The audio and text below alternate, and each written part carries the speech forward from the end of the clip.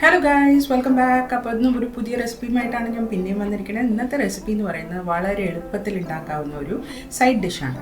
അപ്പോൾ ഈ side ഡിഷിൻ്റെ speciality എന്ന് പറഞ്ഞാൽ ഇതിൽ കഷ്ണമൊന്നുമില്ല, വെറും ഒരു അരപ്പൊക്കെ ചേർത്തിട്ട് ഉണ്ടാക്കുന്ന ഒരു റെസിപ്പിയാണ്. ഇതിൻ്റെ പേര് പച്ചസാലന.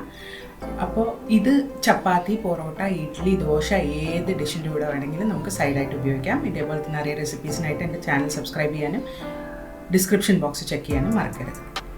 അപ്പോൾ നമുക്ക് ആദ്യം ചെയ്യേണ്ടതെന്ന് പറഞ്ഞാൽ ഒരു മസാല അരയ്ക്കുകയാണ്. അപ്പോൾ അതിനായിട്ട് ഞാനിവിടെ ഗ്രാമ്പൂ, പട്ട, പെരുംജീരകം, കുരുമുളക്, ജീരകം, കുറച്ച് പീനട്ട്സ് അല്ലെങ്കിൽ കപ്പലണ്ടി, തേങ്ങ, ഇഞ്ചി, വെളുത്തുള്ളി, പച്ചമുളക്, മല്ലിയില ഇത്രയും എടുത്ത് വെച്ചിട്ടുണ്ട്. ഇതിൻ്റെ ഒപ്പം ഒരു സവാളയും കൂടി ചേർത്തിട്ടാണ് ഞാൻ അരച്ചത്. അതിവിടെ കാണിക്കാൻ ഞാൻ മറന്നു. അപ്പോൾ നിങ്ങൾ മറക്കാണ്ട് സവാളയും ചേർക്കുക.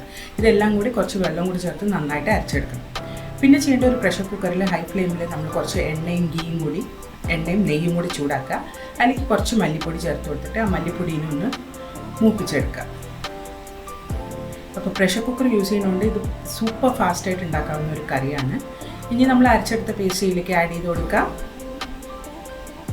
അതിൻ്റെ ഒപ്പം അത് വേകാൻ ആവശ്യമുള്ള വെള്ളം, ഏകദേശം ഒരു അരക്കപ്പ് വെള്ളം നമുക്ക് ഇതിലേക്ക് ഒഴിച്ചു കൊടുക്കാം. അപ്പോൾ അരപ്പ് കഴുകിയ വെള്ളമായിട്ടാണ് ഞാനിതിൽ ഒഴിക്കുന്നത്.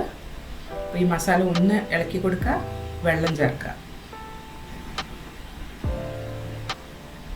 നിങ്ങൾക്ക് വേണമെങ്കിൽ ഇതിൽ കുറച്ച് സവാള അരിഞ്ഞതും അല്ലെങ്കിൽ കുറച്ച് ക്യാരറ്റ് ബീൻസൊക്കെ ഇട്ട് കഴിഞ്ഞാൽ ഒരു കുറുമ പരുവമാവും.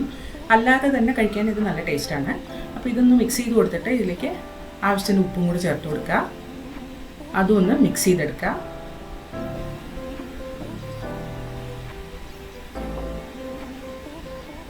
ഇനി ഇത് പ്രഷർ കുക്കർ അടച്ചു വെച്ചിട്ട് ഹൈ ഫ്ലെയിമിൽ ഒരു 2 വിസിലിൽ കുക്ക് ചെയ്ത് കഴിഞ്ഞ് കഴിഞ്ഞാൽ നമ്മുടെ കറി റെഡി. ഇതിൽ എളുപ്പത്തിൽ എന്തായാലും ഒരു കറി ഉണ്ടാക്കാൻ പറ്റില്ല. അപ്പോൾ രാത്രി ഡിന്നറിനൊക്കെ ഇത് ഉണ്ടാക്കി ഏത് പലഹാരത്തിൻ്റെ കൂടെ വേണമെങ്കിൽ നമുക്ക് കഴിക്കാം. അപ്പോൾ ലാസ്റ്റിൽ ഞാൻ ഇതിലേക്ക് കുറച്ച് മല്ലിയിലയും കൂടി ചേർത്തിട്ടുണ്ട്. നമ്മൾ കൂട്ടാൻ റെഡി ആയിട്ടുണ്ട്. ഇനി ഇത് ഇറക്കി വെക്കുക. ഇഡ്ഡലിയോ ദോശയോ ചപ്പാത്തിയോ പൊറോട്ടയോ എന്തിൻ്റെ കൂടെ വേണമെങ്കിലും ഇത് കഴിച്ചു നോക്കുക. ട്രൈ ചെയ്തിട്ട് എന്നെ അറിയിക്കുക. അപ്പോൾ അടുത്ത പ്രാവശ്യം ഒരു പുതിയ വീഡിയോ ആയി കാണുന്നവരെ ബൈ.